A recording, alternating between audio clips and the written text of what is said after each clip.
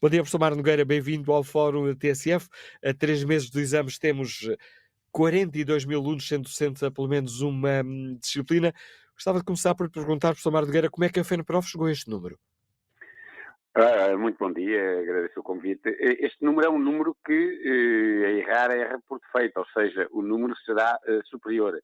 Onde é que se chega a esse número? Chega-se através dos horários que, semanalmente, as escolas colocam a concurso. Ou seja, todas as semanas, à segunda-feira, nós conseguimos apurar, tendo em conta aquilo que ao longo da semana foi sendo lançado pelas escolas e não preenchido, qual é que é o número, e digo sempre abaixo, porque as escolas, de 3 em 3 dias, têm que retirar os horários que não conseguem preencher, portanto, não se mantêm sempre, porque senão provavelmente o número seria superior, e, portanto, a partir daí, este apuramento é feito com dados concretos dos horários a concurso. E este é um problema que se agravou desde o início do segundo período, portanto, o início de janeiro até agora, e que tem tendência a agravar-se, por uma razão simples. Aliás, por várias razões.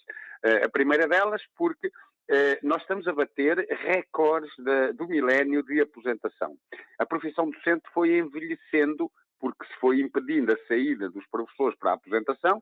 Isso foi também o fechar a porta a cerca de 20 mil jovens professores que, chegando à profissão, não conseguiam ter emprego ou tinham horários muito incompletos ou colocados a centenas de quilómetros e até porque os mandaram emigrar e emigraram, alguns para o estrangeiro, outros para outras profissões, e, portanto, este número de aposentações, o envelhecimento deles, e hoje há uma concentração muito grande de professores. Há dias o Conselho Nacional de Educação revelava que em 2022 eram já mais de 30 mil professores com mais de 60 anos.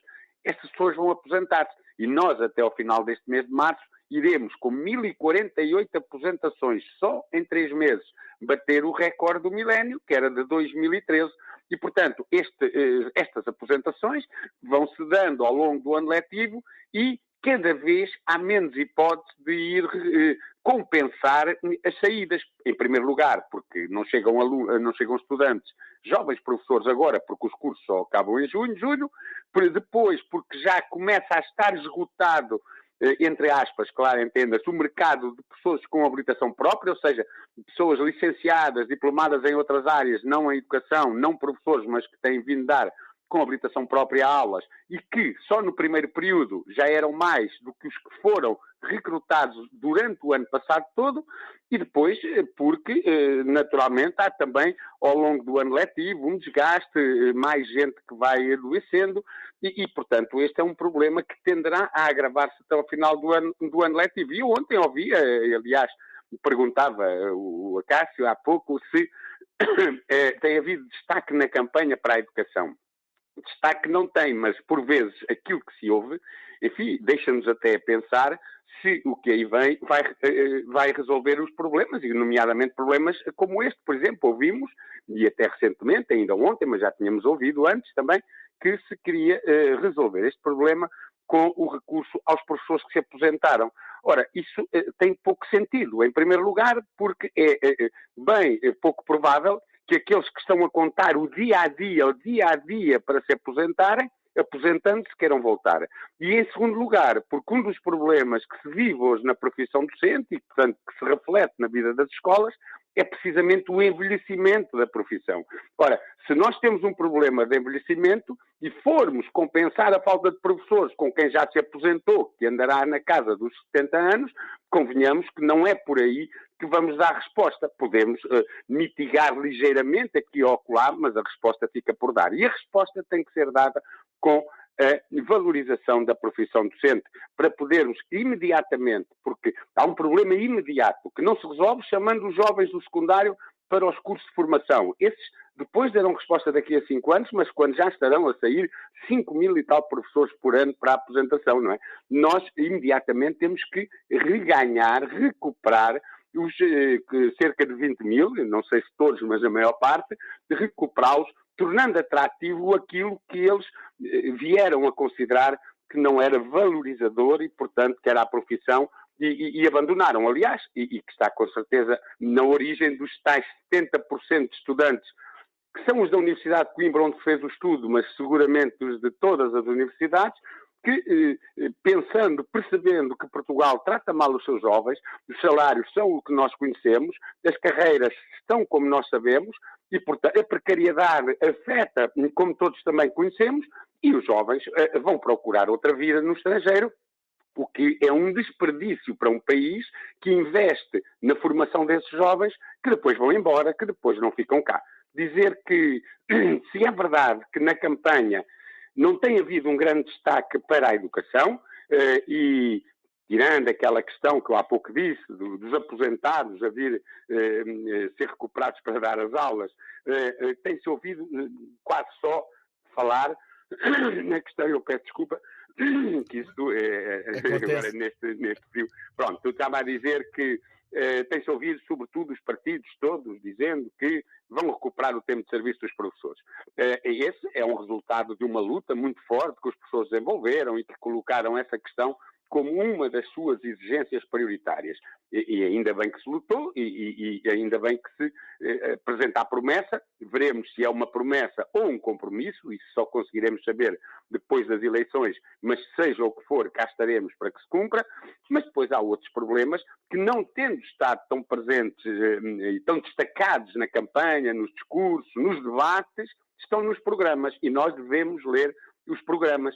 E os programas, por exemplo, refletem o pensamento dos partidos e, eventualmente, o que eles farão se chegarem ao governo. E há partidos que hoje apontam claramente, aliás, não é, digamos, o que se desconfia, é o que está escrito nos programas para a privatização da educação, nomeadamente ao nível de financiamento, com o regresso aos contratos de associação, que, como se sabe, deixaram vazias as escolas públicas e encheram com milhões de euros os bolsos de muitos dos chamados empresários do setor da educação e de alguns grandes grupos do setor da educação, mas é por aí que querem ir novamente. E, portanto, os contratos de associação, o cheque-ensino, tudo isso está ali clarinho nos programas de alguns partidos, a par, por exemplo, das questões da municipalização, que é um processo que claramente vai criar, e já está a criar, assimetrias maiores entre regiões ou entre municípios,